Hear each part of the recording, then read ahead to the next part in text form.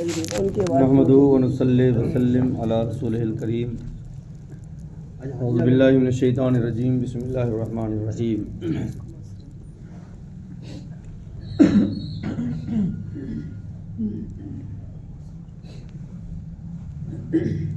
الا انہم هم المفسدون ولکن لا یشعرون صدق اللہ العظیم. درود پاک پڑھیں اللہم صلی علی سیدنا مولانا محمد وعلی آل سیدنا مولانا محمد مبارک وسلم صلی اللہ علیہ وسلم والسلام علیکہ یا رسول اللہ یا نبی اللہ یا حبیب اللہ. اب تک جو آیت چل رہی ہیں جو منافقین کے اعمال ہیں، ان کی جو برائیاں ہیں وہ بیان کی جا رہی ہیں. ان کے اندر کیا کیا برائیاں ہیں پیچھے بتایا گیا. گزشتہ جمعہ میں آیت کریمہ میں جب ان کو کہا جاتا ہے کہ زمین میں فساد نہ کرو تو وہ کہتے ہیں نہیں، ہم تو صلح کرنے والے ہیں، فساد تو مسلمان ہی کر رہے ہیں. تو یہاں رب قدیر نے ان کے اس الزام کا جواب خود دیا. وہ الزام لگا رہے تھے مسلمانوں پر کہ نا ہم تو اصلاح کرنے والے ہیں، ہم فساد تھوڑی کرتے ہیں، فساد تو خود مسلمان کر رہے ہیں. تو رب فرماتا ہے الا انہم هم المفسدون ولکن لا یشعرون، خبردار سنتا ہے وہی فسادی ہیں مگر انہیں شعور نہیں ہے. فساد وہ خود کرتے ہیں لیکن فسادی بھی ہیں اور اس حد تک فساد کرتے ہیں کہ انہیں بالکل شعور بھی نہیں ہے کہ فساد کر رہے ہیں، وہ اس کا شعور بھی نہیں رکھتے. اس سے پہلے منافقین کی بکواس کا ذکر ہوا، اب اس کی تردید ہو رہی ہے. مگر جس شد و مد سے انہوں نے اپنی تعریف کی تھی اس سے بڑھ کر اللہ تبارک و تعالیٰ نے ان کی برائی بیان فرمائی. وہ تو کہتے تھے کہ نہیں ہم تو صلح کرنے والے زمین میں، مسلمان ہی کیا کہتے ہیں فسادی ہیں. تو رب نے کہا ایسا نہیں ہے، تحقیق یہ ہے کہ وہ خود ہی مفسد اور فسادی ہیں اور اس پر بالائے ستم یہ ہے کہ وہ شعور بھی نہیں رکھتے کہ وہ فساد کر رہے ہیں. یعنی اس حد تک فساد میں بڑھ گئے کہ انہیں اس کی بھی تمیز نہیں رہی کہ وہ فساد پھیلا رہے ہیں.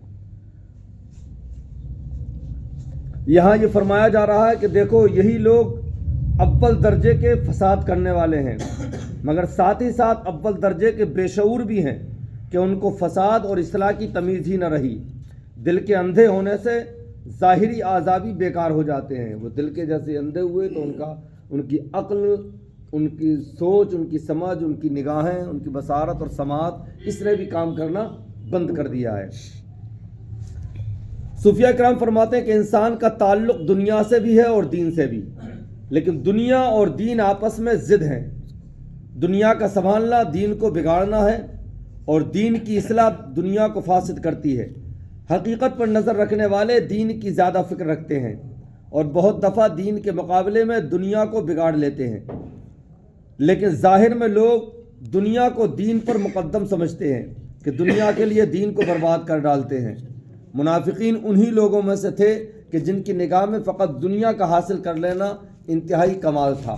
وہ سمجھتے تھے بس دنیا حاصل کر لیں یہ کمال کی بات ہے، اور ہمیں تو یہ کمال مطلب اس طرح کی دنیا حاصل ہے کہ ادھر ہم مسلمانوں سے بھی ملے ہوئے ہیں اور کافروں سے بھی ملے ہوئے ہیں، جس کا پلڑا بھاری دیکھیں گے ادھر ہی ہو جائیں گے ہم تو. اور اس کے لیے وہ اپنی چالاکی سمجھ رہے تھے، اس لیے وہ اپنے اس کام کو اصلاح کہتے تھے اور رب تعالیٰ نے اس کو فساد قرار دیا کیونکہ یہ اپنی دنیا سنبھال کر دین بگاڑ رہے تھے. باقی کو چھوڑ کر فانی چیز اختیار کرنا یقیناً فساد ہی ہے. خیال رہے کہ صوفیہ کرام کے نزدیک دنیا وہ ہے جو حق سے غافل کر دے. خوراک اور پوشاک، زن و فرزند اور دیگر جائز کاروبار اگر رسول اللہ صلی اللہ علیہ وسلم کی اتباع کے لیے ہوں تو وہ سب عین دین ہیں. اب یہ تو صوفیہ کرام نے اپنی تفسیر رکھی کہ جس کے دل میں دنیا ہوگی دین نہیں ہوگا. جو دنیا کی طرف راغب ہو جائے دین نکل جائے گا، اور جو دین کی طرف رغبت کرے گا تو دنیا کی اس کی نظر میں کوئی حقیقت نہیں ہوگی. لیکن یہ صوفیہ اکرام کی تفسیر، لیکن محققین اور فقہاء اکرام چونکہ صوفیہ اکرام کے لیے تو یہ کہ اپنے آپ کو فنا کر دینا، اللہ کے سوا سب بیکار، انہیں کسی چیز سے مطلب ہی نہیں ہے، صرف اللہ ہی اللہ ہے. تو اس کے علاوہ اگر دل میں اللہ کے سوا کسی کے لیے جگہ ہو تو پھر وہ کیا کہتے ہیں اللہ سے محبت کرنے والا ہی نہیں ہے. اللہ سے محبت کا مطلب صوفیہ کرام کے نزدیک یہ کہ رب کے سوا، رب کے ماں سوا سب کچھ دنیا ہے، اس سے ہمیں کوئی تعلق نہیں. لیکن تو یہ بھی درست ہے کیونکہ انہوں نے اپنے آپ کو رب کی ذات میں فنا کر دیا، رب کی محبت میں اللہ کی رضا کے لیے فنا کر دیا ہے. اب وہ جو کہ رسول اللہ صلی اللہ علیہ وسلم کی اتباع میں سارے کام کر رہے ہیں، دنیا داری بھی دیکھ رہے ہیں، یعنی اہل و عیال کی پرورش بھی کر رہے ہیں، روزی بھی کما رہے ہیں، تو وہ بھی اتباع رسول میں شامل ہے. ایسا نہیں ہے کہ اب وہ رسول کی پیروی کے خلاف ہے، نہیں، جو دنیا داری دیکھ رہے ہیں لیکن شریعت مطہرہ کے دائرے میں رہ کر فرائض کی انجام دہی کر کے اور حلال اور حرام کی تمیز کر کے دنیا کو ساتھ لے کے چل رہے ہیں، تو وہ بھی رسول اللہ صلی اللہ علیہ وسلم کی اتباع کرنے والے ہیں. اس آیت سے معلوم ہوا کہ جو کوئی اللہ والوں کا مقابلہ کرتا ہے وہ حق تعالیٰ کا مقابل قرار پاتا ہے، اور مقبول بندوں پر اعتراض کرنا حقیقت میں حق تعالیٰ پر اعتراض کرنا ہے. انہوں نے تو اعتراض کیا مسلمانوں پر، لیکن جواب کس نے دیا؟ رب تبارک و تعالیٰ. اس کا مطلب نیک لوگوں پر اعتراض کرنا اور نیک لوگوں سے مقابلہ کرنا، ٹکرانا، حقیقت میں اللہ سے ٹکرانا ہے اور اللہ سے مقابلہ کرنا ہے. تبھی تو اعتراض کیا مسلمانوں پر. انہوں نے کہا کہ مسلمان فسادی ہیں، ہم تو کیا کہتے ہیں اصلاح والے ہیں، اصلاح کرنے والے ہم ہیں. تو اب جواب مسلمانوں کو دینا چاہیے تھا، لیکن مسلمانوں کی تائید میں رب تبارک و تعالیٰ انہیں جواب دے رہا ہے کہ نہیں، تم اتنے بے شعور ہو کہ فسادی تم ہو اور شعور بھی نہیں رکھتے. کیونکہ منافقین نے مسلمانوں پر اعتراض کیا تھا، نہ کہ رب پر، مگر جواب رب نے دیا، جس سے معلوم ہوا کہ حق تعالیٰ نے اس اعتراض کو اپنی طرف منسوب فرمایا. جیسے کہ 12 نبی صلی اللہ علیہ وسلم پر اعتراضات ہوئے اور رب تعالیٰ نے ان کے جواب دیے. اور دوسرا فائدہ اس آیت کریمہ سے یہ بھی معلوم ہوا کہ جو کوئی اللہ تعالیٰ کا ہوتا ہے اللہ اس کا ہو جاتا ہے. یعنی یہ دنیا میں اللہ کا وکیل بن جائے کہ اس کے احکام اپنی کوشش سے پھیلائے تو رب تعالیٰ بھی اس کا وکیل ہو جاتا ہے کہ جو اس پر مصیبت پڑے اسے خود دفع فرما دیتا ہے. اس لیے فرمایا گیا فاتخذوہ وکیلا، تم اس کو یعنی رب تبارک و تعالیٰ کو اپنا وکیل بنا لو. حقیقت یہ ہے کہ جو شخص اطاعت رب کی فکر میں رہتا ہے رب تعالیٰ اس کو دنیاوی فکروں سے بچا لیتا ہے. اور تیسرا فائدہ اس آیت کریمہ سے یہ معلوم ہوا کہ یہ صحابہ کرام کو فسادی کہنا منافقوں کا کام ہے. انہوں نے جو کہا کہ ہم تو فسادی نہیں ہیں بلکہ مسلمان ہی، تو اس وقت جو جماعت تھی وہ صحابہ کرام کی جماعت تھی. جو منافقین نے کہا تو صحابہ کو انہوں نے معاذ اللہ کیا کہا؟ فسادی کہا. تو صحابہ کو برا بھلا کہنا یہ منافقوں کا طریقہ ہے کہ اللہ تعالیٰ کہ صحابہ اکرام کو فسادی کہنا منافقوں کا کام ہے. منافقوں نے کہا تھا کہ ہم ہی مصلح ہیں، صلح کرنے والے ہیں، یعنی فسادی تم ہو. تو رب تعالیٰ نے فرمایا کہ منافق ہی فسادی ہیں، کوئی صحابی فسادی نہیں. ان حضرات کی آپس کی جو جنگیں بھی فساد نہ تھی، وہ نفسانی نہ تھیں. منافقوں کی نمازیں بھی فساد ہیں کہ یہ نمازیں نفسانی ہیں. یعنی صحابہ کرام میں جو آپسی اختلافات ہوئے، جو آپسی جنگیں ہوئیں، تو وہ گرچہ آپس میں جنگیں تھیں لیکن وہ بھی فسادی نہیں تھیں، بلکہ وہ کیا کہتے ہیں ایک اجتہاد تھا اور دونوں حق پر تھے. تو اسی کے تعلق سے رب نے فرمایا تھا کہ قاتل بھی جنتی، حضور کی حدیث ہے کہ اس جنگ میں قاتل بھی جنتی ہوں گے اور مقتول بھی جنتی ہوں گے. تو یہ ان کے آپسی جو تھا وہ ایک اجتہاد تھا. تو ان کی جنگیں بھی فساد نہیں ہیں صحابہ کرام کی، اور جو فسادی ہیں منافق ہیں ان کی نمازیں بھی فساد ہیں. اللہ تعالیٰ نے کہا ان کی ساری نمازیں بیکار ہیں کیونکہ یہ منافق ہیں. تو ان کی نمازیں فسادی ہیں اور صحابہ اکرام کی جنگیں بھی فسادی نہیں ہیں بلکہ صلح کے لیے ہیں. وہ دیکھو رب نے یوسف کے بھائیوں کو کافر یا فسادی نہ قرار دیا بلکہ انہیں ہدایت کے تارے بتایا. انی رأیت 11 کوكبا، کہ میں نے خواب دیکھا ہے کہ وہ میں نے ستاروں کو دیکھا ہے اور وہ مجھے سجدے کر رہے ہیں. تو رب تبارک و تعالیٰ نے حالانکہ ان کے بھائیوں نے کنویں میں ڈال دیا، بہت تکلیفیں دیں، کوڑیوں کے دام ان کو فروخت کر دیا. باپ سے آ کے حضرت یعقوب علیہ السلام سے آ کے جھوٹ بھی بول دیا کہ وہ ان کو بھیڑیا کھا گیا. ایک بکری کا بچہ ذبح کیا، خون میں حضرت یوسف علیہ السلام کے کپڑے رکھ دیے اور یوسف علیہ السلام کو کنویں میں ڈال دیا، اور پھر لا کے جو ہے یعقوب علیہ السلام کو کپڑے دکھا دیے کہ ان کو بھیڑیا کھا گیا. تو اتنا فریب کیا، اتنا سب کچھ کیا یوسف علیہ السلام کے ساتھ. تو یہ کیا تھا؟ ایک حسد تھا. یہ حسد تھا اور ان کے بھائیوں نے حسد کیا کہ یہ وہ خواب جو انہوں نے اپنا ظاہر کر دیا کہ ابا جان میں نے جو خواب دیکھا ہے کہ کیا کہتے ہیں چاند سورج اور ستارے جو ہیں مجھے سجدہ کر رہے ہیں. تو یعقوب علیہ السلام نے کہا کہ یہ خواب تمہارا بہت بلند ہے، اللہ تعالیٰ تمہیں مرتبہ عطا فرمائے گا اور یہ اپنے بھائیوں سے بتانا مت. کسی نے سن لیا ان میں سے تو انہوں نے سب کے سامنے رکھ دیا کہ اس کو تو بہت بڑا مرتبہ ملنے والا ہے، اور یعقوب علیہ الصلوۃ والسلام جو ہے وہ اسی سے زیادہ محبت کرتے ہیں. تو یہ حسد جو ہے انہیں لے ڈوبا، اور پھر انہوں نے عیسیٰ علیہ الصلوۃ والسلام کے ساتھ میں یہ امر کیا کہ انہیں کنویں میں ڈالا، اور پھر وہ کبھی کسی قافلے نے کچھ دن بعد کے اس کنویں سے نکال بھی لیا، تو وہ چونکہ وہاں رہتے تھے کہ کوئی نکالنے لے، اور نکال لیا تو پھر اس کو کہ یہ ہمارا غلام ہے، اس کو کوڑیوں کے دام ان کو فروخت کر دیا. تو اس طرح سے حضرت یوسف علیہ الصلوۃ والسلام مصر پہنچ گئے. اب یہ جو رب کو مرتبہ دینا تھا یوسف علیہ السلام کو، وہ ایک تیاری کی جا رہی تھی، ایک راستہ بنایا جا رہا تھا. پھر مصر پہنچے، عزیز مصر کے ہاتھوں فروخت ہوئے. یہاں پر کوڑیوں کے دام بکے، 18 درہم میں بیچ دیا گیا، 18 درہم میں. اچھا یہ بھی یوسف علیہ الصلوۃ والسلام نے ایک دن شیشہ دیکھا. تو حدیث میں ہے کہ اللہ تبارک و تعالیٰ نے یوسف علیہ السلام کو اتنا حسن عطا فرمایا کہ اتنا سب کو حسن دیا، اس کا آدھا یوسف علیہ السلام کو دیا، حضور کے علاوہ ہیں حضور. تو جب دیکھا شیشے میں تو کہ اللہ تبارک و تعالیٰ نے مجھے کتنا حسین بنایا ہے، میری تو کوئی قیمت ہی نہیں ہے. اچھا ایک پیغمبر ہونے والے ہیں، جب اتنا لفظ کا تو اللہ تعالیٰ نے کہا اچھا ایسی بات ہے. تو ان کو 18 درہم میں بکے. وہ کتنے میں؟ 18 درہم. پتہ ہے کہ اللہ نے قیمت بتائی کہ کوئی قیمت نہیں ہے. اور پھر جب عزیز مصر کے بازار میں بکے تو پھر خزانوں کی انتہا نہ رہی، اتنا قیمتی، یعنی کہ قیمت بھی اللہ نے بتا دی کہ ہاں واقعی تم اتنے قیمتی ہو کہ کوئی قیمت تمہاری ادا نہیں کر سکتا. لیکن جب ایک پیغمبر کی زبان، پیغمبر کے منہ سے یہ بات جو ہے اچھی نہیں ہے کہ وہ ایک گھمنڈ یا غرور کا کوئی شائبہ بھی آئے، تو وہ اللہ تبارک و تعالیٰ نے ایک درس کے طور پر کہا کہ یہ تمہاری زبان سے اچھا نہیں ہے، دیکھو تمہاری قیمت کیا، ہم 18 درہموں میں بکواتے ہیں تمہیں. تو پہلے بکے 18 درہم میں، اور پھر جب عزیز مصر کے بازار میں بکے تو پھر خزانوں سے تولے گئے. اور پھر ایک وقت آیا کہ آپ مصر کے جو ہیں بادشاہ بن گئے، ہے کہ نہیں. تو اب یہ تمام جو معاملات جو ہیں ان کے بھائیوں نے ان کے ساتھ کیے تو سب غلط ہے کہ نہیں. لیکن اللہ تبارک و تعالیٰ نے ان کو غلط نہیں کہا کہ یہ ہدایت کے تارے فرمایا.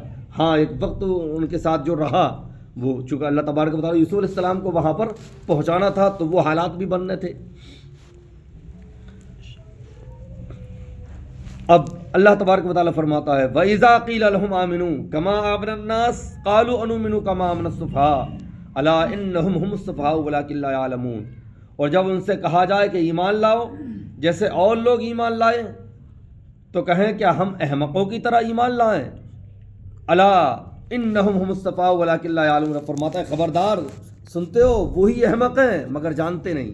اب ایک اور صفت اور ایک اور برائی ان کی اللہ تبارک و تعالیٰ منافقوں کی بیان کر رہا ہے کہ جب ان سے یہ کہا جاتا ہے کہ یار کہ تمہارا راز تو فاش ہو گیا، چھپایا ہوتے رہا ہے تم نے، تو ایمان لے آؤ جیسے کہ ایمان لائے. اب یہاں رب نے فرمایا کہ ان سے جب کہا جاتا ہے کہ تم ایمان لاؤ جیسا کہ اور لوگ ایمان لائیں، یہاں آمن الناس لوگوں سے مراد جو ہے مفسرین فرماتے ہیں یہ صدیق اکبر، فاروق اعظم، عثمان غنی، علی مرتضیٰ اور عشرہ مبشرہ صحابہ کرام، ذیل القدر صحابہ کرام کی جماعت ہے کہ ان لوگوں کی طرح ایمان لاؤ. جب ان سے کہا جاتا ہے کہ ایسا ایمان لاؤ جیسے اور صحابی ایمان لائے ہیں، ان لوگوں کی طرح ایمان لاؤ، تو پھر وہ کیا کہتے ہیں قالوا انؤمن کما آمن السفہاء، ہم ان بے وقوفوں کی طرح معاذ اللہ ایمان لائیں. صحابہ اکرام کو، ان مومنین کو جو ایمان لا چکے ان کے لیے کیا کہا ان منافقوں نے کہ ہم ان بے وقوفوں کی طرح ایمان لے آئیں. تو رب نے اب کہا، انہوں نے صحابہ کو کہا ایمان والوں کے لیے، تو اب جواب بھی انہیں ایمان والے دیتے ہیں، لیکن نہیں ایمان والے نہیں، رب نے اس کو اپنی طرف منسوب کیا کہ الا خبردار تم انہیں بے وقوف طرح، بے وقوف تو تم ہی ہو جی. بے وقوف وہ نہیں ہے جو ایمان لے آئے، جو مجھے مانتے ہیں، میرے محبوب کی بات مانتے ہیں، میرے محبوب کو خاتم النبیین مانتے ہیں اور رسول مانتے ہیں، ان پر اپنی جان مال اولاد سب نچھاور کرتے ہیں، وہ بے وقوف تو تھوڑی ہے، بے وقوف تو تم ہو. الا انہم خبردار وہی بے وقوف ہے، خبردار وہی بے وقوف ہے، اور ایسے بے وقوف ہے کہ وہ جانتے بھی نہیں کہ بے وقوف ہے. ولکن لا یعلمون، انہیں علم بھی نہیں ہے، ایک تو بے وقوف اور پھر علم بھی نہیں رکھتے کہ وہ اپنے آپ کو یہ سمجھ رہے ہیں کہ ہم عقل مند ہیں. ایک بے وقوف ہے اور دوسرے یہ کہ سمجھ رہے ہیں ہم عقل مند ہیں. تو یہ ان کی لا علمی ہے، اتنے بڑے نادان ہیں کہ اپنی اس بے وقوفی کو وہ عقل مندی سمجھ رہے ہیں، حالانکہ وہ خود بے وقوف ہے. اس آیت کا بھی گزشتہ آیت سے چند طرح سے تعلق ہے کہ اس سے پہلے منافقین کی 2 قسم کی برائیاں بیان کی گئیں، اب تیسری قسم کی برائی جو ہے وہ بیان ہو رہی ہے. دوسرے اس طرح کہ پہلی آیت میں بتایا گیا تھا کہ مسلمان منافقین کو فساد سے منع کرتے ہیں اور وہ نہیں مانتے. اب بتایا جا رہا ہے کہ مسلمان ان کو حقیقی ایمان کی طرف بلاتے ہیں، صرف فساد سے منع نہیں کرتے بلکہ اس فساد سے تم رکو گے تو جو ایمان حقیقی ہے اس کی طرف آؤ، اس کی طرف بلاتے ہیں۔ وہ یہ بھی نہیں مانتے چونکہ مکمل تبلیغ یہی ہے، گمراہ کو برائی سے روکا جائے اور بھلائی کی طرف بلایا جائے۔ تو گویا کہ مسلمانوں کی تبلیغ کا ایک حصہ یعنی برائی سے روکنا پہلے ذکر ہو گیا، اور دوسرا حصہ یعنی حقیقی ایمان کی دعوت دینا یہ اب ذکر ہو رہا ہے۔ اس میں مسلمانوں کو تبلیغ کا طریقہ بھی سکھایا جا رہا ہے، اور یہ بھی بتایا جا رہا ہے کہ برائی سے بچانا بھلائی کرانے پر مقدم ہے، جو کہ فساد سے باز رہنا حقیقی ایمان کی شرط ہے، اس لیے پہلے اسے بیان کیا گیا اور بعد میں ایمان کو بیان کیا جا رہا ہے۔ خلاصہ تفسیر یہ، اس آیت کا خلاصہ یہ ہے کہ جب کوئی خیر خواہ بھلائی چاہنے والا ان سے کہتا ہے کہ تم اللہ والوں کی طرح حقیقی ایمان لے آؤ، جیسے کہ اور صحابہ کرام ایمان لائے، اس طرح ایمان لاؤ، یہ جو منافقت تمہارے دل میں ہے اس کو ختم کرو، یہ منافقوں کی چال ہے، یہ منافقانہ انداز ہے، تمہاری منافقانہ روش ہے کہ ادھر رہتے ہو تو اپنے آپ کو مسلمان ظاہر کرتے ہو اور در پردہ کافروں سے ملتے ہو اور مسلمانوں کے راز کی باتیں ان کو بتاتے ہو، تو حقیقی ایمان لے آؤ، اسی میں تمہاری بھلائی ہے، دنیا بھی اچھی ہوگی اور آخرت، سب سے مین چیز کہ آخرت تمہاری اچھی ہوگی۔ اور تم کو اللہ والوں کی طرح حقیقی ایمان لے آؤ جس سے فتنہ فساد بند ہو جائے اور دنیا سے نفرت اور آخرت سے الفت حاصل ہو، اور تمہارا شمار بھی آخرت کے ان لوگوں میں ہو جائے جو حقیقت انسان ہیں۔ تو منافقین جواب دیتے ہیں کہ کیا ہم بھی ان بے وقوفوں کی طرح ایمان لے آئیں جنہوں نے خیالی جنت کے لیے دنیاوی راحتوں کو ٹھکرا دیا ہے؟ یعنی کہتے تو تھے کہ ہم ایمان والے ہیں، لیکن ان کا عقیدہ بھی کیا تھا کہ خیالی ہے جنت، بس کہتے تو کس نے دیکھی ہے جنت؟ تو ہم یہ دنیا کے جو نفع ہیں، عیش و آرام ہیں، ان کو کیوں ٹھکراتے ہیں ہم، جبکہ ابھی آخرت دیکھی کس نے ہے، آخرت میں کیا ہوگا کیا نہیں ہے، تم جو بتا رہے ہو کہ سچ بھی ہے کہ نہیں ہے، جنت ہے کہ نہیں ہے، یعنی کہ ان کا ایمان ابھی پختہ نہیں تھا، وہ منافق اسی لیے تھے۔ تو ان دنیا کی راحتوں کو بھی ٹھکرا دیں، بھائی دنیا دین سے مقدم ہے، تو وہ یہ سمجھتے تھے کہ دنیا اوپر ہے دین بعد میں، دنیا آگے ہے۔ آخرت کس نے دیکھی ہے اور وہاں کی نعمتیں کیا خبر کیسی ہیں بھی یا نہ بھی ہیں، اس جگہ آرام کر لینے دو، اس ادھار کی امید پر یہ نقد کیوں چھوڑے، وہ تو آخرت میں ہی تو ہے، مرنے کے بعد ہی تو اب ہے نہ ہے، ان کا بھی عقیدہ جو ہے وہ مذبذب ہے، ایسی ہے بھی نہ ہے، تو یہ جو نقد ہے وہ بہتر ہے نا، اسی کو ہم مانیں، اسی سے فائدہ حاصل کریں، نقد کو کیوں چھوڑیں؟ اور کیا ہم ان کی طرح ہو جائیں کہ جو دنیا کے عیش و آرام کو چھوڑ کر دن کو روزے اور رات کو عبادت الہی میں مشغول رہتے ہیں، انہیں دنیا سازی نہیں آتی۔ بھائی یہ مسلمان ناعاقبت اندیش ہیں، یعنی کہ انہیں دور اندیشی کی کوئی وہ سمجھ نہیں ہے، فہم نہیں ہے، اندھا دھند ایک طرف چل پڑے ہیں۔ ہم عقلمند اور نہایت پولیٹیکل آدمی ہیں، دنیا سازی کو کوئی ہم سے سیکھے، ہم نے وہ تدبیر کی ہے اور ایسی چال چلی ہے کہ جس سے ہمارا کبھی نقصان ہی نہیں ہو سکتا۔ اگر مسلمانوں کا دور رہا، مسلمانوں کا راج پاٹ رہا، دورہ رہا، ان کی سرخروئی رہی اور یہ حکمراں بن گئے، تو چونکہ ہم تو ہیں ہی ان کے ساتھ، دورہ رہا تو ہم ان کے یار رہیں گے، یار اور دوست، اور ان کے یار بنے رہیں گے، ان کے دوست بنے رہیں گے۔ اگر مسلمانوں کو دورہ رہا تو وہ تو ہم بنے ہوئے ان کے دوست بنے رہیں گے، اور درپردہ کفار سے بھی سازباز رکھیں، ان سے بھی سازباز رکھے ہوئے ہیں، تاکہ اگر ان کا غلبہ ہو جائے تو بھی ہمارا مدعا ہاتھ سے نہ جائے گا، کیونکہ ہم ان کے انڈر گراؤنڈ تو ان سے ملے ہوئے ہیں۔ تو اور چند غریبوں کی وجہ سے سب سے بڑے بڑے آدمیوں کو ناراض کر لینا یہ عقل مندوں کا کام نہیں ہے۔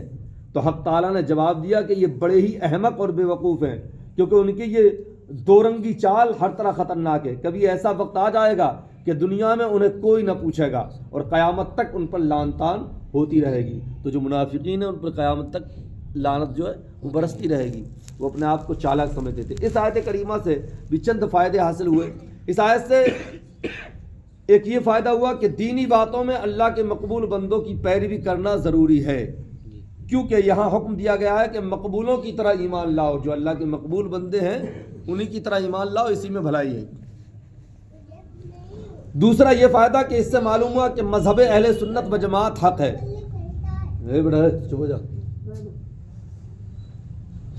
مذہب اہل سنت و جماعت ہی حق ہے، اس لیے کہ اس میں سنت رسول اللہ اور صالحین کی پیروی ہے۔ اور تیسرا اس آیت سے یہ فائدہ حاصل ہوا کہ وہابی، دیوبندی وغیرہ تمام باطل فرقے گمراہ ہیں، کیونکہ غیر مقلدوں کے نزدیک تقلید کرنا یعنی اللہ والوں کے راستے پر چلنا برا ہے۔ جو غیر مقلد ہیں یہ تقلید نہیں مانتے کسی کی، بس قرآن اور حدیث، تقلید مت کرو کسی کی۔ حالانکہ حدیث بھی بغیر تقلید کے نہیں سمجھ سکتے، کیونکہ حدیث بھی تقلید ہے. صحابہ کرام نے ڈائریکٹ مصطفیٰ صلی اللہ علیہ وسلم سے سنا ہے کہ نہیں؟ تو ان صحابہ نے تو الگ الگ حدیثیں لکھ دیں، لیکن حضور صلی اللہ علیہ وسلم کے بعد صحابہ کے بعد تابعین آئے، تو حدیث کی تمام کتابوں میں قرآن کے بعد جو سب سے اہم کتاب ہے وہ بخاری شریف ہے، پھر مسلم شریف ہے، ترمذی شریف ہے، یہ حدیث کی کتابیں ہیں. لیکن یہ بھی بغیر تقلید کے آپ کیسے مانو گے؟ ڈائریکٹ حضور نے نہیں لکھی ہیں یہ کتابیں، یہ محدثین نے لکھی ہیں، اور یہ محدثین تابعین ہیں، یعنی انہوں نے حضور کو بھی نہیں دیکھا ہے بلکہ صحابی کو دیکھا ہے، صحابہ سے سنا ہے انہوں نے.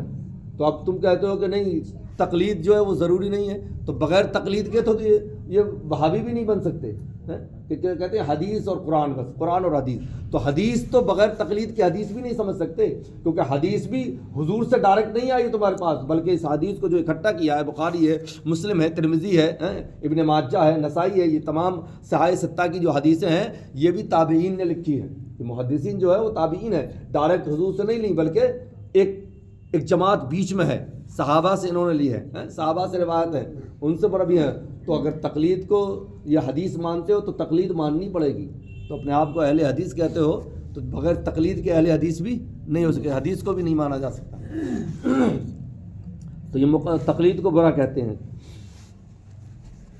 تیسرا فائدہ یہ کہ وہابی، دیوبندی وغیرہ تمام باطل فرقے گمراہ ہیں، کیونکہ غیر مقلدوں کے نزدیک تقلید کرنا یعنی اللہ والوں کے راستے پر چلنا برا ہے، اور دیوبندی ان سارے امور خیر کو شرک کہتے ہیں جن پر عرب و عجم کے مسلمانوں کا عمل ہے.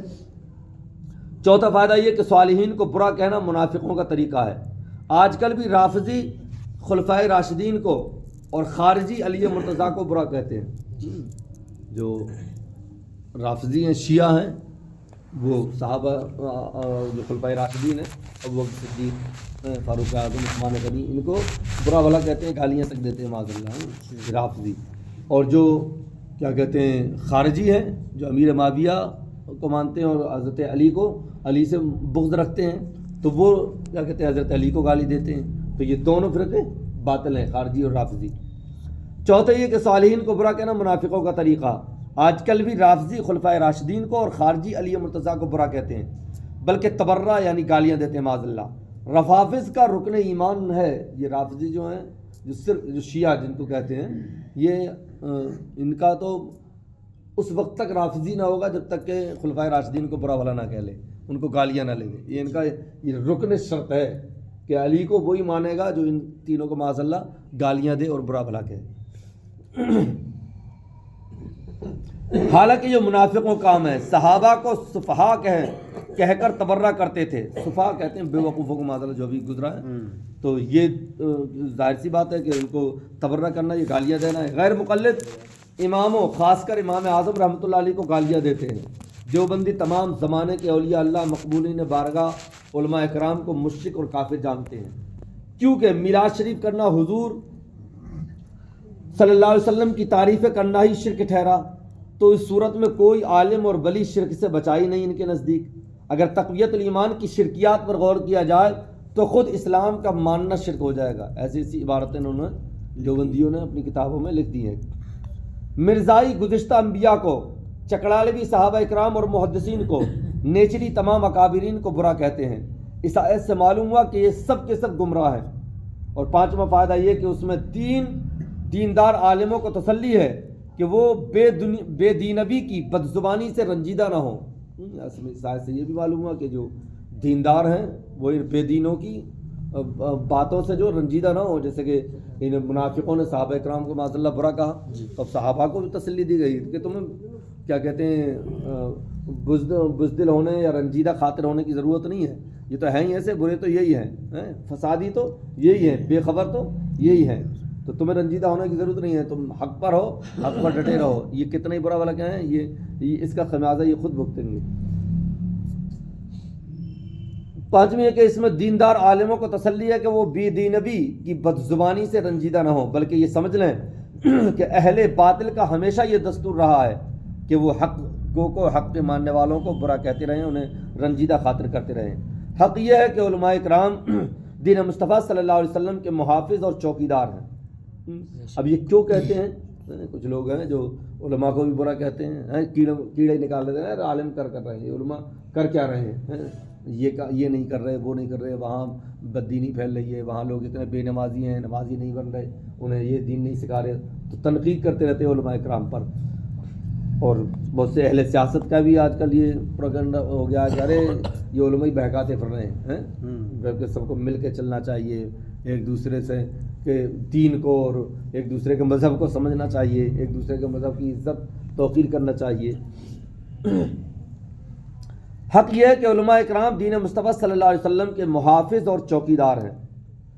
تو جب محافظ اور چوکیدار ہیں، چور پہلے چوکیدار ہی پر حملہ کرتا ہے. جی پہلے حملہ کس پر ہوگا؟ چوکیدار ہی پر ہوگا، کیونکہ وہ سمجھتا ہے کہ ان کی موجودگی میں ہم دین مصطفیٰ صلی اللہ علیہ وسلم میں چوری نہیں کر سکتے. جی بے شک. جب تک چوکیدار ہے گیٹ پہ کھڑا ہے تو چور کچھ چرا ہی نہیں سکتا. جی نہیں. کیونکہ اگر اسے کچھ چوری کرنا ہے تو پہلے چوکیدار کو ٹھکانا لگانا پڑے گا تاکہ وہ وہاں سے ہٹے، تبھی اندر سے کامیاب ہو سکے گا وہ. مگر یاد رہے کہ چوکیدار پر اب کوئی کتنا ہی برا کہے، لیکن یہ بھی دھیان میں رکھنا چاہیے کہ چوکیدار پر شہنشاہ کا ہاتھ ہے. چوکیدار پر بادشاہ کا ہاتھ ہوتا ہے، اور اس کی پشت پر سارا سلطانی عملہ ہوتا ہے. جو بھی سلطان کے بادشاہ کے عملہ پولیس ہوتی ہے وہ چوکیدار کی نگرانی میں رہتی ہے کہ کوئی اس پر حملہ کرے تو وہ ایکشن لیں گے کہ بھائی جو اس پر حملہ کر رہا ہے، چور کوئی چوکیدار پر حملہ کرنے آئے تو اور عملے کو پتہ چل جائے پولیس والوں کو تو بیٹھے تھوڑی رہیں گے. وہ سلطان بادشاہ کا حکم ہے کہ اس کی نگرانی تمہیں کرنی ہے. سارا سلطانی عملہ ہوتا ہے. اسی طرح علماء دین پر مصطفیٰ صلی اللہ علیہ وسلم کا دست کرم ہے اور ملائکہ ان کی حمایت پر ہیں. اسی لیے بڑی بڑی طاقتیں جیسے خاکساری، نیچری وغیرہ علماء سے ٹکرائیں مگر پاش پاش ہو گئیں. علماء کے اقبال اور وقار میں بفضل تعالیٰ کوئی فرق نہ آیا. علماء کو بھی لازم ہے کہ دین حق کی خدمت کو اپنا مقصد قرار دیں. اگر یہ خادم دین بن کر رہیں گے تو انشاءاللہ تعالیٰ دنیا خود ان کے پیر چومے گی. اور چھٹا فائدہ اس آیت کریمہ سے یہ ہے کہ مقبولان خدا کا دشمن حقیقت میں حق تعالیٰ ہی کا دشمن ہے. جو اللہ والوں کا دشمن ہے وہ حقیقت میں اللہ ہی کا دشمن ہے. دیکھو ان منافقین نے مسلمانوں کو بے وقوف کہا تھا، حق تعالیٰ نے خود ان کو بدلہ دیا اور ان کو بے وقوف فرمایا کہ یہی خود بے وقوف ہیں. ساتواں فائدہ اس آیت سے یہ پتہ چلا کہ صحابہ اکرام پر تبرہ کرنا یہ منافقوں کا کام ہے. وہ ان حضرات کو صفا کہہ کر تبرہ کرتے تھے، بے وقوف کہہ کر گالیاں دیتے تھے. تو یہ نیک لوگوں کو، اللہ والوں کو اور صحابہ اکرام کو گالیاں دینا یہ کس کا طریقہ ہے؟ منافقین کا طریقہ ہے. اب صوفیہ اکرام یہاں اپنی تفصیل فرماتے ہیں کہ انسان دنیا میں مسافر کی حیثیت سے ہے. اس کی حیثیت سے مسافر کی طرح ہے. اپنے وطن یعنی عالم ارواح سے، اپنے مالک سے کچھ عہد و پیمان کر کے کمائی کرنے یہاں پردیس میں آیا ہے، لیکن یہاں کے باغ و بہار میں پھنس کر اپنے اصلی وطن اور حقیقی مقصد کو بھول گیا. وطن سے برابر چٹھیاں تار اور قاصد آ رہے ہیں کہ پردیسیوں پردیس سے کما کر اپنے دیس کو بھیجتے رہو، تمہیں یہ موقع پھر ہاتھ نہ آئے گا. عقل مند تو ان پیغاموں کو سن کر فوراً ہوش میں آ جاتے ہیں اور اپنے وطن کی تیاری میں مشغول ہو جاتے ہیں، مگر غافل لوگ اس جھوٹی زیب و زینت میں کچھ ایسے مست ہیں کہ ان پیغاموں سے بھی ان کی آنکھ نہیں کھلتی. جب کوئی خیر خواہ ان سے کہتا ہے کہ دیکھو فلاں شخص کی طرح تم بھی سفر کی تیاری کر لو، تو بجائے اس کے کہ اس کا احسان مانتے الٹے اس کے مذاق اڑاتے ہیں اور دل والوں کو مجنون اور دیوانہ کہتے ہیں. پردیس کے ساز و سامان پر ایسے قناعت کر چکے ہیں کہ انہیں اپنے دیس کا کچھ ہوش ہی نہیں رہا. ان اللہ والوں کے پھٹے پرانے کپڑوں اور زرد چہروں کو دیکھتے ہیں، ان کے دل کی نورانیت اور سینوں کے خزینوں کو نہیں دیکھتے، ان سے بے خبر ہیں. یا اللہ والے اس چاند سورج کی طرح ہیں جو گرد و غبار کی آڑ میں اغیار کی نگاہوں سے چھپے ہوتے ہیں. صوفیہ اکرام فرماتے ہیں کہ علم دو قسم کا ہے، ایک علم ظاہری اور دوسرا علم لدنی. وجہ اس کی یہ ہے کہ قلب کے دو دروازے ہیں، ایک بیرونی یعنی باہری دروازہ اور ایک اندرونی دروازہ. باہری دروازہ تو ظاہری حواس ہے، جیسے سننا، دیکھنا، بولنا، تو یہ باہری حواس ہو گئے، ظاہری دروازے ہو گئے. اور دو دروازے تو ان کے ذریعے سے قلب میں علم ظاہر حاصل ہوتا ہے، اور جو اندرونی دروازہ ہے وہ الہام ہے کہ جس سے علم باطنی حاصل ہوتا ہے. جو شخص کہ فقط ظاہری علم پر اعتماد کر کے باطنی دروازہ بند کرے وہ اگرچہ کتنا ہی پڑھا لکھا ہو مگر جاہل ہے. جس نے دل کا دروازہ بند کر لیا تو ظاہری دروازہ، ظاہری علم کتنا ہی حاصل کر لے، اگر وہ اندر سے اس کا دل اللہ اور اس کے محبوب کی رضا کے لیے نہیں دھڑکتا تو وہ علم جو ہے کوئی کام آنے والا نہیں ہے. یہ منافقین بڑے چالاک اور دنیاوی سمجھ رکھنے والے تھے، مگر چونکہ علم لدنی سے بے بہرا تھے، اس لیے انہیں فرمایا گیا لا یعلمون، تم نہیں جانتے ہو، تم کتنے بڑے بے وقوف ہو، دوسروں کو بے وقوف ہو، لیکن حقیقت میں تم ہی بے وقوف ہو، اور ایسے بے وقوف ہو کہ جانتے بھی نہیں کہ تم کتنے بڑے بے وقوف ہو۔ جو شخص کے ظاہری علم کی اصطلاحیں یاد کرے اور اس کا دروازہ قلب نہ کھلے، وہ علم کے انوار سے محروم رہتا ہے۔ اب ایک اعتراض ہوتا ہے کہ اس زمانے پاک میں منافقین کو اتنی جرت کیسے ہوتی تھی کہ وہ صحابہ اکرام کی بدگوئی کر لیتے تھے، برا کہتے تھے صحابہ اکرام کو، معاذ اللہ بے وقوف تک کہا، تو اتنی ان میں ہمت کیسے آتی تھی، جرت کیسے ہوتی تھی انہیں؟ اس پر مسلمان بھی خاموش رہتے تھے، وہ کچھ بھی کہتے رہتے، اور مسلمان خاموش کیوں رہتے تھے؟ پھر اس گئے گزرے زمانے میں بھی کسی بے دین کی یہ جرت نہیں کہ علی اعلان صحابہ اکرام کی شان میں گستاخی کر سکے، جو آج کا ماحول ہے۔ تو آج کے زمانے میں بھی کوئی کھل کے برائی نہیں کر سکتا، کسی بھی خوش عقیدہ مسلمان کے سامنے کوئی صحابی کی کھل کے برائی کرے، اس کی ہمت اور جرت نہیں ہے۔ تو پھر اس زمانے میں وہ لوگ صحابہ کو اس طرح برا کیوں کہتے تھے، اور پھر مسلمان چپ کیوں رہتے تھے؟ وہ صحابہ اکرام چپ کیوں رہتے؟ اس کا جواب یہ ہے کہ ان کی یہ بدزبانی مسلمانوں کے سامنے نہیں تھی، وہ مسلمانوں کے سامنے نہیں کرتے تھے، بلکہ جب کافروں میں جاتے تھے تو پھر کہتے تھے، برائیاں کرتے تھے، سامنے مسلمانوں کو نہیں کرتے تھے۔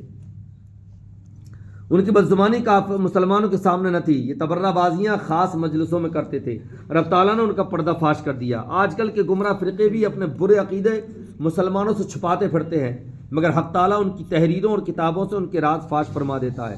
اس آیت میں مسلمانوں کو ہوشیار کیا گیا ہے کہ وہ گمراہوں کے اچھے الفاظ کے دھوکے میں نہ پڑیں، بلکہ ان کی سچائی دیکھیں کہ وہ انہوں نے جو تبرہ بازیاں کی ہیں، جو غلط بیانیاں کی ہیں، جو غلط کتابوں میں لکھا ہے، اس پر بھی دھیان دیں۔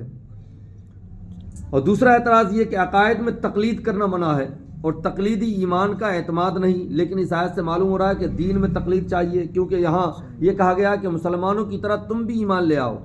جواب یہ کہ یہ تقلیدی ایمان نہیں، اس آیت کا منشا ہی کچھ اور ہے۔ تقلیدی ایمان اسے کہتے ہیں کہ انسان خود تو ایمان سے بے خبر رہے اور محض یہ کہہ کر ایمان لے آئے کہ جو فلاں کا ایمان ہے وہ میرا ایمان ہے، یا یہ کہ خود اسلام کی خوبیوں سے بالکل ناواقف ہو، اسلام کے بارے میں پتہ بھی نہ ہو، اور کہے کہ مجھے نہیں خبر کہ اسلام حق ہے یا باطل، میں تو محض فلاں کے دیکھا دیکھی مسلمان ہو گیا، وہ ایمان لے آیا تو میں بھی ایمان لے آیا، یا جیسا اس کا ایمان ہے ویسا میں ایمان رکھتا ہوں۔ تو یہ دونوں قسم کے ایمان مقبول نہیں ہے، یہ دونوں قسم کے ایمان مقبول نہیں ہے، بلکہ ایمان خود جانے اسلام کو، جاننے کو، اس کی اچھائیاں سمجھے تب اسلام قبول کرے، یہ نہیں اس نے قبول کرا جیسا اس کا ایمان ویسا میرا ایمان، تو ایمان قابل قبول نہیں ہے۔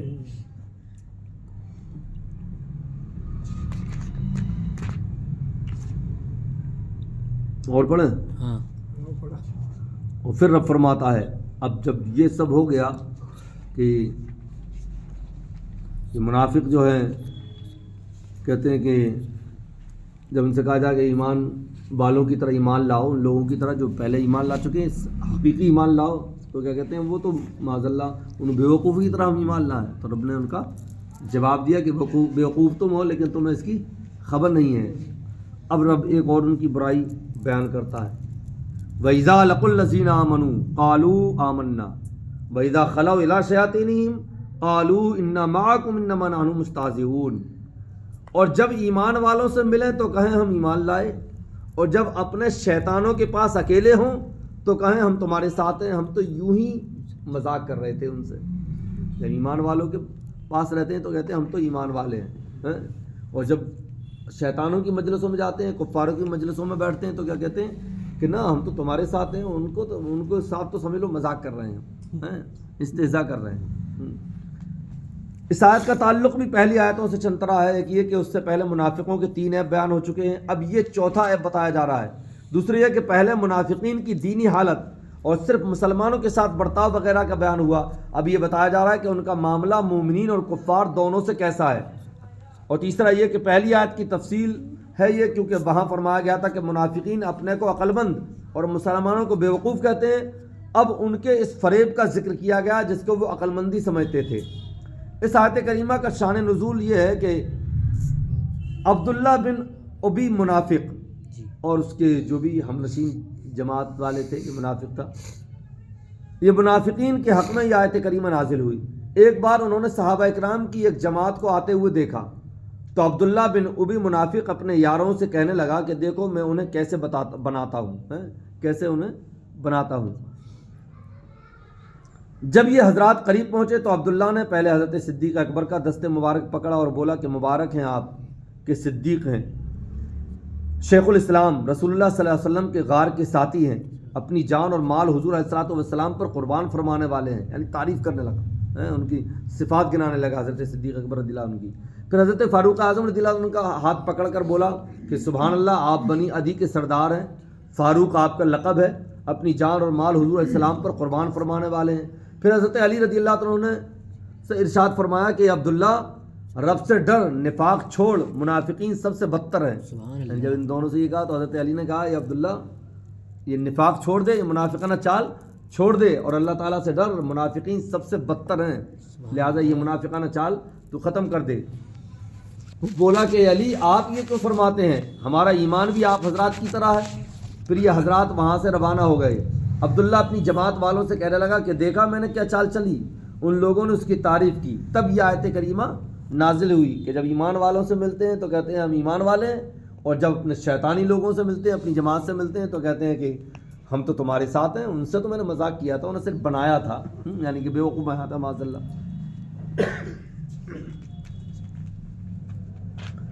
اس آیت کریمہ کا خلاصہ تفسیر یہ کہ جب وہ منافق مسلمانوں سے ملتے تھے تو ان کو خوشی کرنے کے لیے کہہ دیتے تھے کہ میاں ہم تو مسلمان ہو چکے ہیں، اور جب اپنے سرداروں اور دوستوں کے پاس جاتے تو نہایت تاکید سے قسمیں کھا کھا کر کہتے تھے کہ ہم تو ہر طرح سے تمہارے ساتھ ہیں۔ ہم مسلمانوں سے دل لگی کرنے کے لیے ان کے سامنے کلمہ پڑھ دیتے ہیں، اور وہ نرے بے وقوف ہیں، مسلمانوں کے لیے کہتے تھے۔ ہماری باتوں کو سچا سمجھ کر اپنی خاص مجلسوں میں ہم کو شریک کر لیتے ہیں، بلا لیتے ہیں، خاص مجلسوں میں بھی بلا لیتے ہیں، جس سے کہ ہم ان کے دلی ارادوں اور خاص مشوروں سے خبردار ہو کر تمہیں بھی آگاہ کر دیتے ہیں۔ تو رب فرماتے ہیں اے کافروں، ہمارا یہ طریقہ تمہارے لیے بھی مفید ہے اور تمہیں ہمارا احسان ماننا چاہیے۔ اب کفار سے کہتے تھے کہ یہ فائدہ، یہ جو طریقہ ہم نے اختیار کر لیا ہے اس سے تمہیں بھی فائدہ، ہم ان کے راز تم تک پہنچا دیتے ہیں کہ نہیں، تو پھر ہم تم جو ہے ہمارا احسان مانو کہ ہم مسلمانوں کے راز تم تک پہنچاتے ہیں اور تمہیں اس سے فائدہ ہوتا ہے۔ اس آیت سے چند فائدے حاصل ہوئے۔ ایک یہ کہ دل لگی اور مذاق کے لیے کلمہ پڑھنا کفر ہے، کیونکہ قرآن پاک نے ان کے اس اظہار ایمان کو کفر قرار دیا ہے۔ تو دل لگی کے لیے پڑھنا، خالی کوئی دل لگی کے لیے پڑھنے لگے، کلمہ پڑھ گئے، جیسے کہ آج کل پولیٹیشین، سیاسی لوگ کسی مجلس میں سبھا گئے اور مسلمانوں کو لبھانے کے لیے کلمہ پڑھنے لگے، بسم اللہ پڑھنے لگے ہیں، پیغمبر صلی اللہ علیہ وسلم کے نعت کے اشعار پڑھنے لگے تاکہ مسلمانوں کو لبھانے کے لیے صرف۔ تو یہ اس طرح مذاق کے لیے کلمہ پڑھنا بھی کفر ہے۔ یہ اس سے کوئی مسلمان نہیں ہو جائے گا کہ دل لگی کے لیے کسی کو لبھانے کے لیے خالی کلمہ کا ورد زبان پہ لے آئے۔ اور جیسا کہ بہت سے جو ہندو قائد گزرے ہیں یا لیڈر گزرے ہیں، ان کے بہت سے جملے ہیں کہ محمد صاحب بہت اچھے تھے، اسلام بہت اچھا مانتے ہیں ہم، گاندھی جی کے بھی کئی قول ہیں اس طرح کے۔ تو یہ صرف دکھانے کے لیے ہیں لوگوں کو، مسلمانوں کو لبھانے کے لیے، لوگوں کو دکھانے کے لیے ہیں۔ اگر باقی تم دل سے اچھا مانتے ہو تو اسلام کیوں نہ لائے؟ یا اب بھی تم دل سے اچھا مانتے ہو تو پھر اسلام کیوں نہ لاتے ہو؟ اسلام قبول کر لو جب تم کہتے ہو کہ ہاں بہت اچھا مذہب ہے۔ تو یہ صرف دکھانے کے لیے اور مسلمانوں کو لبھانے کے لیے بولتے ہیں۔ اگر دل سے اچھا مانتے تو قبول کر لیتے، اسلام کو مانو پھر۔ کتنی اچھی نہ پڑتا ہے جو ہے، ہاں تو وہ پہنچ تو گیا بھاجپا میں، جب تک کانگریس میں تھا سبھاؤں میں جاتا تھا، نعت پڑھ کے سناتا تھا، اشعار پڑھ کے سناتا تھا، حضور صلی اللہ علیہ وسلم کی تعریف کے قصیدے پڑھتا تھا۔ لیکن اب کیا کہہ رہا ہے؟ رام مندر تو بننا ہی تھا، بننا چاہیے تھا، اور پھر کیا کہتے ہیں، اب تو اس نے بہت الٹا سیدھا ہی بولا ہے جب بھاجپا میں پہنچ گیا تو یہ سب دکھاوا ہوتا ہے اور کچھ نہیں۔ یہ سب اپنی کیا کہتے ہیں تعریف کے لیے اور پبلسٹی کے لیے ایسا کرتے ہیں، ہمارا ہی سہارا ملتا ہے لوگ۔ ہاں، اور دوسرا فائدہ اس آیت کریمہ سے یہ پتہ چلا کہ یہ انبیاء علیہ الصلوۃ والسلام اور دین کے ساتھ تمسخر کرنا یعنی مذاق کرنا بھی کفر ہے۔ جو دین کے ساتھ مذاق کرے یا انبیاء کے ساتھ میں ان کی شان میں کوئی مذاقانہ جملہ کہے تو یہ بھی کفر ہے۔ اور تیسرا یہ کہ صحابہ کرام اور دینی پیشواؤں کا مذاق اڑانا بھی کفر ہے۔ کسی بھی عالم دین کو یا کوئی دینی پیشوا ہو تو ایک تو یہ کہ اس کو کسی اور معاملات سے برا کہنا، کوئی عیب اس میں ہو وہ ظاہر کرنا الگ چیز ہے، اور اس کا صرف اس لیے مذاق اڑانا کہ وہ عالم دین ہے یا دین کا پیشوا ہے تو وہ کفر ہے. صرف اس لیے مذاق اڑانا کہ وہ عالم دین ہے یا دین کا پیشوا ہے، شریعت سے تعلق رکھتا ہے، دین کی خدمت کر رہا ہے، اس لیے مذاق اڑانا کیا ہے؟ کفر ہے. اور چوتھا یہ فائدہ حاصل ہوا کہ یہ کہ صحابہ اکرام اور دینی پیشواؤں کا مذاق اڑانا بھی کفر، بلکہ ہر دینی چیز، قرآن شریف، مسجد، علماء اکرام، رمضان شریف، اولیاء اللہ کے مزارات وغیرہ کی توہین کرنا بھی کفر ہے، اور ان کی تعظیم ایمان اور تقوی کی علامت ہے. قرآن کریم نے فرمایا کہ جو کوئی شاعر اللہ یعنی اللہ کی نشانیوں کی تعظیم کرے وہ ولی اور پرہیزگار ہے. جو اولیاء اکرام وہ دل سے پرہیزگار ہے، جو اللہ کی نشانیوں کی کیا کرے؟ تعظیم اور عزت کرے. قرآن مقدس میں ہے وَمَن يُعَظِّمْ شَعَائِرَ اللَّهِ فَإِنَّهَا مِن تَقْوَى الْقُلُوبِ. جو اللہ کی نشانیوں کی تعظیم کرتا ہے، عزت کرتا ہے، تو یہ کیا اس کے دل کا تقویٰ ہے، دل کی پرہیزگاری ہے. ایک پرہیزگاری یہ بھی ہے، ہم نماز پڑھ رہے ہیں، روزہ رکھ رہے ہیں، زکوٰۃ دے رہے ہیں، صدقات و خیرات لٹا رہے ہیں، مال غریبوں کو تقسیم کر رہے ہیں، پڑوسیوں کا خیال کر رہے ہیں، یعنی جو بھی ہم اعمال جو دکھ رہے ہیں وہ ہم کر رہے ہیں، یہ بھی تقویٰ ہے. لیکن کیا یہ دکھ رہا ہے، ظاہر ہے، تو اس کو یہ ایک تو تقویٰ یہ ہوا دکھاوے گا کہ ہم نماز پڑھ رہے ہیں، یہ دکھ بھی رہی ہے کہ ہاں یہ تقویٰ ہے، لیکن دل میں ہم کس دل سے نماز پڑھ رہے ہیں سامنے والا نہیں بتا سکتا. اس کو دلی تقویٰ نہیں کہہ سکتے. نماز پڑھ رہے ہیں، کیا پتہ ہماری نماز میں فساد نیت بھی ہو سکتا ہے کہ لوگ ہمیں نمازی کہیں اس لیے ہم نماز پڑھ رہے ہوں، لوگ ہمیں روزے دار کہیں صرف اس لیے ہم روزہ رکھ رہے ہوں، ہم اس لیے زیادہ لٹا رہے ہیں کہ لوگ ہمیں سخی کہیں، اس لیے ہم حج پہ جا رہے ہیں کہ لوگ ہمیں حاجی کہیں. تو یہ دکھاوے کا تقویٰ، اس میں ریا بھی ہو سکتی ہے اور اس کو دلی تقویٰ نہیں کہہ سکتے. اور ایک تقویٰ ہے دل کا تقویٰ، اس میں جھوٹ ہو ہی نہیں سکتا، ہوگا تو ہوگا، نہ تو نہیں ہوگا، ایک ہی فیصلہ ہوگا، اس میں ڈبل رول نہیں ہو سکتا کہ ہم نماز پڑھ رہے ہیں لیکن یہ دکھاوے کو بھی ہو سکتی ہے. لیکن جو دل کا ہے، دل کا تقویٰ ہے، اس میں ڈبل نہیں ہو سکتا، یا تو ہوگا یا تو نہیں ہوگا. تو اب جو اللہ کی نشانیوں کی تعظیم کرے، نماز پڑھنا یہ تقویٰ ہے، لیکن اس میں ریا بھی ہو سکتی ہے.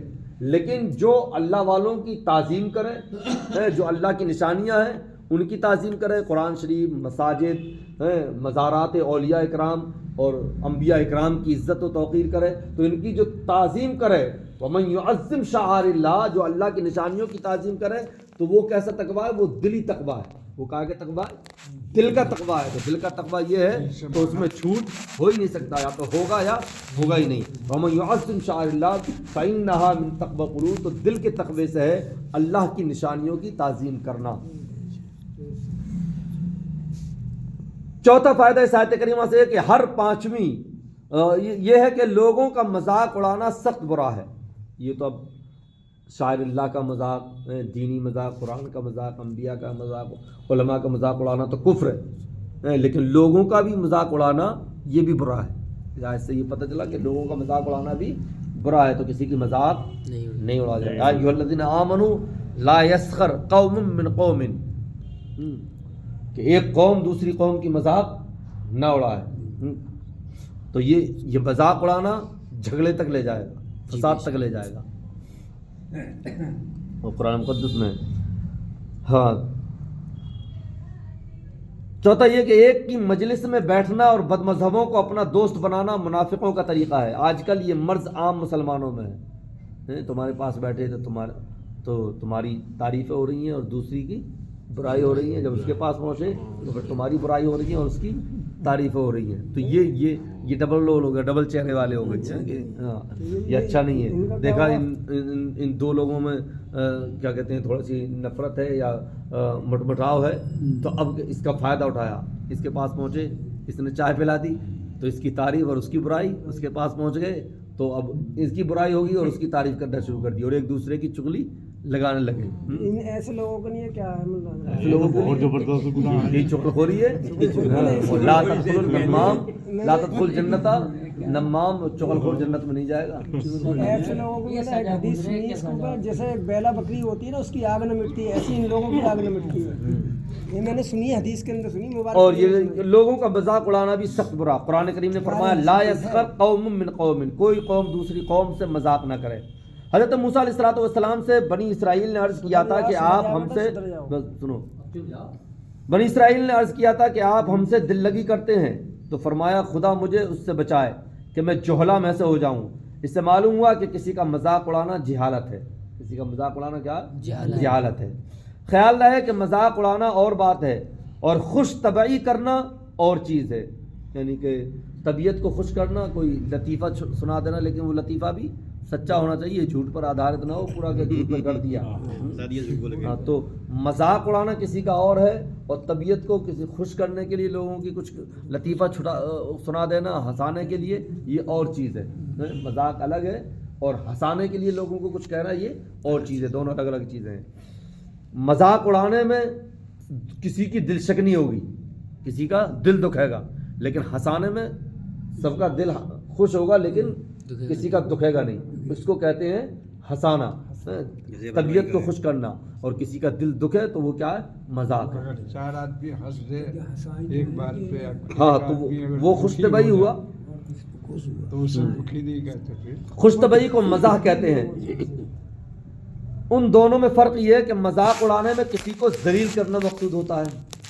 مذاق اڑاؤ گے تو وہ ذلیل کر رہے ہو کسی کو، کسی کا مذاق اڑا رہے ہو. اور خوش طبعی میں صرف دل خوش کرنے اور غم دور کرنے والی باتیں ہوتی ہیں. کبھی کبھی خوش طبعی کرنا جائز ہے، بلکہ سنت سے ثابت ہے، مگر شرط یہ ہے کہ اس میں بھی جھوٹ نہ ہو. اس میں بھی کیا ہو؟ جھوٹ نہ ہو. تو ایک صحابی رسول تھے، ان کا کام صرف یہ تھا کہ وہ حضور صلی اللہ علیہ وسلم کو خوش کرنے کے لیے کوئی جملے کہہ دیتے تھے، اس طرح کے کوئی لطیفہ سنا دیتے تھے. وہ حضور کے پاس رہا کرتے تھے. تو اب ظاہر بات ہے کہ حضور صلی اللہ علیہ وسلم کے پاس تو سارے لوگ اپنا اپنا دکھڑا لے کے آتے تھے، حضور کی بارگاہ میں رکھتے تھے. کسی کوئی اپنے مسئلے پوچھنا آتا تھا، کسی کے لیے کوئی دکھ تھا، کسی کے لیے کوئی پریشانی تھی. اب یہ ان کا عقیدہ تھا کہ وہ جانتے تھے کہ ہر دکھ کا مداوع اسی بارگاہ سے ملتا ہے. کوئی بھی دکھ کو اس بارگاہ میں لے کے آ جاؤ تو اس کا حل مل جائے گا. اس لیے صحابہ کرام جو ہے حضور کی بارگاہ میں اپنا اپنا دکھ لے کے آتے تھے اور حضور ان سب کا حل فرماتے تھے. تو اب ظاہر بات ہے کہ سب کی پریشانیاں، انسان اپنی پریشانی سے ایک آدھ ہو تو اتنا پریشان ہو جاتا ہے کہ 24 گھنٹے اس سے نکل نہیں پاتا. اور حضور تو سارے جہاں کی دکھ سن رہے ہیں تو وہ ان کے دل و دماغ پر بھی بوجھل ہو جاتا ہوگا. تو وہ صحابی کا کام یہ تھا کہ بس جب دیکھتے تھے کہ حضور جو ہیں حضور صلی اللہ علیہ وسلم زیادہ دیر سے خاموش ہیں اور دل کچھ مزمحل ہے، تو کوئی ایسا لطیفہ جو سچ پر منحصر ہوتا تھا ایسا لطیفہ سنا دیتے کہ حضور صلی اللہ علیہ وسلم مسکرا جاتے تھے. حضور صلی اللہ علیہ وسلم مسکرا دیتے تھے. اب کچھ ایسا ہوا کہ صحابہ اکرام نے ان کو برا کہا، کسی وجہ سے لان تان کرنا چاہا. تو حضور صلی اللہ علیہ وسلم نے ان کو ڈانٹ کر صحابہ اکرام کو روکا کہ ان کے بارے میں ایسا مت کہنا، وہ اللہ اور رسول سے محبت کرنے والے ہیں. انہوں نے اللہ اور رسول سے محبت کی اور اللہ اور رسول اس سے محبت کرنے والے ہیں، لہذا ان کو برا مت کہنا. تو خوش طبعی ہے کسی کو ہنسانے کے لیے کچھ کہہ دینا. ایسی ایک صحابی یہ تھے کہ حضور کو پنیر پسند تھا اور شہد پسند تھا. حضور کو پنیر اور شہد بہت پسند تھا. تو ایک صحابی تھے پر دیہات کے تھے، تو وہ کیا کرتے تھے کہ حضور کی بارگاہ میں گئے کہیں سے اور شہد اور پنیر لا کے خرید کے حضور کی بارگاہ میں دے دیا. تو حضور صلی اللہ علیہ وسلم تناول کر دیا، جو پسند تھا، خوش طبعی ہو جاتی دل کے، حضور کی دل جمعی ہو جاتی تھی. اب کچھ دیر کے بعد یا ایک دن کے بعد میں کوئی آتا تھا بارگاہ مصطفیٰ میں، کہتے حضور صلی اللہ علیہ وسلم یا رسول اللہ وہ پیسے ہیں شہد کے اور پنیر کے، شہد اور پنیر کے پیسے ہیں. وہ کوئی صحابی آپ کے لے کے آئے تھے آپ کا نام لے کر. تو حضور صلی اللہ علیہ وسلم ان سے پوچھتے تھے، کہاں یا رسول اللہ، میں نے کل لایا تو تھا آپ کے پاس، میں کل آپ کے پاس لایا تو تھا اور آپ نے تناول کیا تھا. کہ تو پیسے کہ یا رسول اللہ پیسے تو نہیں تھے میرے پاس، میں نے نہیں دیے. تو حضور صلی اللہ علیہ وسلم حکم دیتے کہ ان کے پیسے ادا کیے جائیں. تو ان کا کام صرف یہ تھا. ان سے بھی اللہ کے نبی نے فرمایا کہ اللہ ان سے راضی ہے اور اس کا رسول ان سے راضی ہے. تو کوئی بھی خوش طبعی ہو لیکن وہ سنت کے دائرے میں ہو، شرط یہ ہے کہ اس میں جھوٹ شامل نہ ہو. یہ بھی واضح رہے کہ مذاق کی ابتدا منع ہے، یعنی کوئی مذاق کی ابتدا نہ کرے. اگر کوئی شخص ہمارا مذاق اڑائے اور ہم جواب میں اس کا مذاق اڑا دیں تو ہم کو جائز ہے. ابتدا منع ہے، آپ نے شروعات کی اور میں آپ نے میری مذاق اڑایا، میں پھر آپ کا مذاق اڑاؤں تو میرے لیے تو جائز ہے کیونکہ میں جواب دے رہا ہوں، ٹھیک ہے. آپ نے ابتدا کی تو آپ کے لیے جائز نہیں ہے. شروعات نہ کرے تو اس کی پکڑ اس کی زیادہ ہے جو شروعات کرے گا. ہاں، مسلمان سے درگزر کرنا اور کافر کی رعایت نہ کرنا یہ سنت صحابہ ہے. اگر مسلمان آپ کا کوئی مذاق اڑاتا ہے اور آپ درگزر کر دیں، جائز تو ہے آپ کے لیے کہ آپ اس کا اڑا دیں، تو قصاص ہے، یہ بدلہ ہے، تو جائز تو ہے کہ آپ بھی اس کا اڑا دیں، لیکن آپ نہ اڑائیں، درگزر کر دیں، ادھر سے سنی ادھر سے نکال دیں مسلمان کی، تو اس پہ تو اجر ہے، ثواب ملے گا. لیکن کافر اگر اڑائے تو پھر اس کی پکڑ کرنا، اس کا جواب دینا یہ سنت صحابہ ہے. ہاں، اس کا جواب دیا جائے. کافر کی رعایت نہ کرنا سنت صحابہ ہے. حضرت حسان رضی اللہ تعالی عنہ جو کہ حضور صلی اللہ علیہ وسلم کے ناطقوں اور ناطقاں ہیں، حضور کی بارگاہ کے بہت بڑے شاعر ہیں، نعت پڑھتے تھے، وہ جواباً کفار کا مذاق اڑایا کرتے تھے. یعنی کفار جو ہے حضور صلی اللہ علیہ وسلم کی مذمت میں معاذ اللہ اشعار کہتے تھے، جو ان کے شاعر تھے، حضور کی مذمت برائی بیان کرتے تھے اپنے اشعار میں. تو حضرت حسان اس کے جواب میں اشعار کی شکل میں ان کو جواب دیتے تھے، حضور کی تعریف کرتے تھے اور ان کافروں کا مذاق اڑاتے تھے اشعار میں، شاعری میں. اور نبی صلی اللہ علیہ وسلم ان کو دعائیں دیتے تھے. حضرت حسان کو کیا کرتے تھے؟ دعائیں دیتے تھے. سوال یہ کہ اللہ تعالیٰ نے اس آیت میں منافقوں کی چغلی مسلمانوں کے سامنے کی اور ان کی غیبت بھی، یہ دونوں چیزیں عیب ہیں، رب کی شان کے خلاف ہیں. یعنی کہ اللہ نے، اب مسلمانوں کو پتہ نہیں تھا، اللہ نے بتایا کہ یہ منافق جو یہ منافق ہیں، تو یہ ایک حساب سے ان کا عیب ظاہر کیا گیا. تو اب سوال یہ کہ اس کا مطلب تو یہ چغلی ہوئی. تو رب نے مسلمانوں کو بتایا کہ یہ کیا ہے؟ منافق ہیں، تو چغلی ہوئی، اور یہ ایک عیب ہے، اور عیب شان الہی کے خلاف ہے. اللہ کی ذات میں تو کوئی عیب نہیں ہے. جواب یہ ہے کہ اس کے چند جواب ہیں. ایک یہ کہ یہ چیزیں بندوں کو ممنوع ہیں، رب پر یہ احکام جاری نہیں ہے. یہ تو بندوں کے لیے ہے کہ آپ ادھر سے ادھر نہیں کر سکتے، لیکن رب تو حاکم ہے کہ وہ تو احکام صادر فرما رہا ہے، اس کے لیے نہیں ہے، اس پر جاری نہیں ہے. وہ بندوں کا مالک ہے، جیسے چاہے اپنے بندوں کو یاد کرے، برائی سے یا بھلائی سے. ہم کسی کو مار دیں تو مجرم ہے، رب رات دن موت دیتا ہے تو وہ مجرم تھوڑی ہے. اس نے موت کو پیدا کیا ہے، جو پیدا ہے اسے ناپید بھی کرتا ہے، وہ موت اور زندگی وہی دیتا ہے. دوسرا جواب یہ کہ مسلمان کی غیبت بھی بری ہے، چغلی بھی بری. کفار کی غیبت وغیرہ جو ہے وہ بری نہیں ہے. دیکھو آج کل ابو جہل، ابو لہب، ابلیس کو برا کہا جا رہا ہے، جبکہ وہ ہے نہیں. تو یہ کوئی برا تو نہیں ہے، وہ برا تھا، اس لیے کفار، منافقین، مشرکوں کو برا کہہ سکتے ہیں، بلکہ کہنا چاہیے. تیسرا جواب یہ ہے کہ عداوت یا فساد کی بنا پر غیبت اور چغلی بری چیز ہے. کسی کو شر سے بچانے یا اصلاح کے لیے پس پشت برا کہنا غیبت یا چغلی نہیں، بلکہ وہ اصلاح ہے. یہاں مسلمانوں کو منافقوں کے شر سے بچانا مقصود ہے اور منافقوں کی اصلاح مطلوب ہے. آج بھی حدیث کے راویوں کے عیوب بیان ہوتے ہیں. فسادیوں سے شریفوں کو بچانے کے لیے ان کے عیب بیان کیے جاتے ہیں کہ اس سے معاملہ نہ کرنا. شاگرد کی شکایت استاد سے کی جاتی ہے کہ شاگرد یہ غلطی کر رہا، تو یہ چغلی نہیں کر رہی بلکہ اس کی اصلاح کے لیے اس کی شکایت استاد سے کی جا رہی ہے. اب صوفیہ کرام اپنی تفسیر بیان کرتے ہیں کہ دنیا اور آخرت میں ان دو سکونوں، دنیا اور آخرت جو ان دو سوتنوں کی طرح ہے جن کا اجتماع ناممکن ہے، جمع ہونا ناممکن ہے. دنیا ہی ہوگی یا آخرت ہوگی، یہ صوفیوں کا تصوف ہے، کیونکہ انہوں نے اپنے دل سے سب کچھ نکال دیا، تو ان کے لیے تو صرف آخرت ہی سب کچھ ہے. منافقین نے چاہا تھا کہ ہم زبان سے دیندار اور دل سے کافر رہ کر دونوں کو جمع کر لیں، انجام یہ ہوا کہ کہیں کی نہ رہے. اسی طرح جو شخص چاہے کہ میں اپنے دل میں دین اور دنیا دونوں کو جمع کر لوں، وہ غلطی کرتا ہے. دنیا کے معنی ہم پہلے بتا چکے ہیں. صوفیہ کرام کا عمل یہ ہے کہ دنیا میں تو یہ ہے کہ وہ مرغابی دریا میں پہنچ کر مچھلی کی طرح تیرتی ہے مگر ہوا میں پرندہ بن کر اڑتی ہے. پانی بھرنے والی عورتیں 3-4 گھڑے لے کر راستہ طے کرتی ہیں مگر ان کی حالت یہ ہوتی ہے کہ نگاہ راستے پر ہے، دھیان گھڑوں کی طرف، اور کان اور زبان اپنی سہیلیوں کی طرف متوجہ ہے، اپنی کہہ رہی ہیں دوسرے کی سن رہی ہیں. اسی طرح مرد میدان وہ ہے کہ گھر میں دنیا دار معلوم ہو، مسجد میں دینداروں کا سردار معلوم ہو، دنیا کا ہر کام کرے مگر دین کا ہر وقت دھیان رکھے. تارک دنیا کمزور ہے اور تارک دین بے ایمان ہے. جو دنیا کو چھوڑ دے وہ کمزور ہے، اب اس میں دو لوگ ہیں نا، ایک سالک ایک مجذوب، جو دنیا کو چھوڑ کے بالکل جنگل میں رہ رہا ہے، اسے پتہ ہی نہیں ہے دنیا داری سے، اس کو مجذوب کہتے ہیں، جس سے احکام شرعی اٹھ جاتے ہیں. اور ایک ہے جو دنیا داری میں بھی ہے اور دین پہ بھی چل رہا ہے. تو وہ افضل ہے جو دنیا میں رہ کر دین پر چل رہا ہے کہ نہیں؟ گھر میں گھر دوار بھی دیکھ رہا ہے، مسجد میں عبادت بھی کر رہا ہے، اور دنیا داری میں جو بزنس کر رہا ہے اس میں بھی دین کا شریعت کا خیال رکھ رہا ہے. تو یہ زیادہ افضل ہے اس سے کہ وہ بالکل دنیا کو چھوڑ کر جنگل میں جا کے رہ کر عبادت میں لگا رہا ہے کہ نہیں؟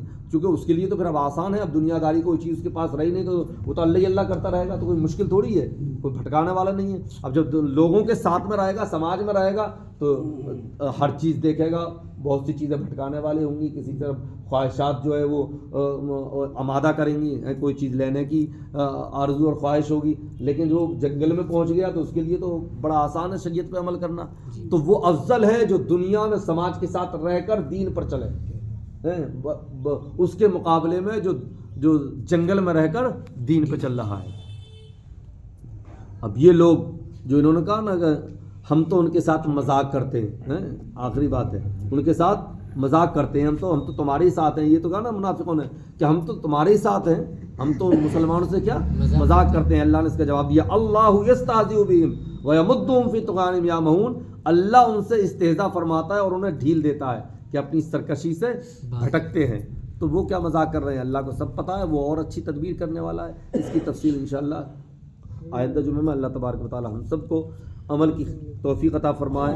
رب العالمین ہمیں مخلص مومن بنائے، ایمان کے ساتھ زندہ رکھے، ایمان پر موت نصیب فرمائے، علم میں عمل میں اللہ برکت عطا فرمائے، تمام تر برائیوں سے بچنے کی توفیق عطا فرمائے، اچھے عمل کرنے کی توفیق عطا فرمائے. اللہم ربنا زدنا علما نافعا، اللہم ربنا زدنا علما نافعا، اللہم ربنا زدنا علما نافعا. رب اشرح لي صدري ويسر لي امري واحلل عقدة من لساني يفقهوا قولي. وصلى الله تعالى على خير خلقه ونبي سيدنا محمد وعلى اله وصحبه اجمعين برحمتك يا ارحم الراحمين. لا اله الا انت